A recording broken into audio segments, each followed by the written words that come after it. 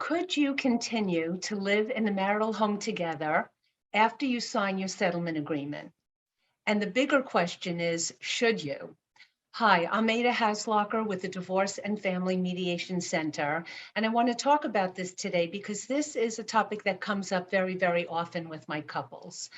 Now, there are a variety of reasons that couples will delay selling the home for a variety of reasons, and usually it has to do with the kids. I have a couple right now where their son is in high school. He's going to be finishing up his last year starting in September, going off to college in the following September, and they don't want to put the house up for sale until he's completed his last year of college. So what does that mean? That means what? That they're going to live in the house together for the next 2 years? That could be complicated.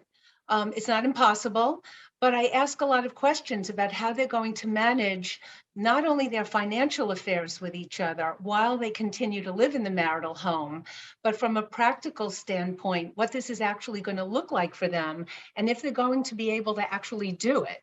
So the financial issues are, how are they going to pool their resources and continue to pay the bills on the house and all of the utilities and any other expenses that can come up? Are they going to continue to pool their money into a joint account and pay the bills that way? Are they going to have their own individual accounts where they're going to put their paychecks and only put the monies that they're pooling for the house in the joint account? What about credit cards? Now, their individual expenses, usually they'll be responsible for their own. But what about continuing joint debt while they're continuing to live in the house? How are they going to be paying that on a monthly basis? What about how the interest accrues? Are they going to settle up on any outstanding debt when the house is sold? What about food? Are they going to continue to eat together and live together as if they were still married to each other? Which they are technically, but they're signing an agreement that says that they're living their separate independent lives, which brings me to the last point. Should you keep doing that? You know, my experience is that once a couple has decided that the marriage is over, it's very hard for them to continue to coexist with each other in the same house together.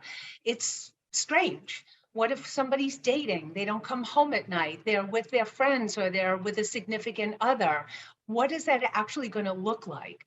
So we want to pull all of these things apart and really have a discussion before the event happens to map it out and be very strategic about how they're going to do it. I will tell you that 8 out of 9 of my clients who have agreed to live in the marital home together for a year or two usually move that sale up, because they find that living together is untenable, very difficult, very challenging, and not possible. So please come to my table and let's discuss this and figure out what works best for you and map it out in a way so that everybody knows exactly what's expected in order to make this happen. Ada Hasloecher, Divorce and Family Mediation Center. Thank you for listening.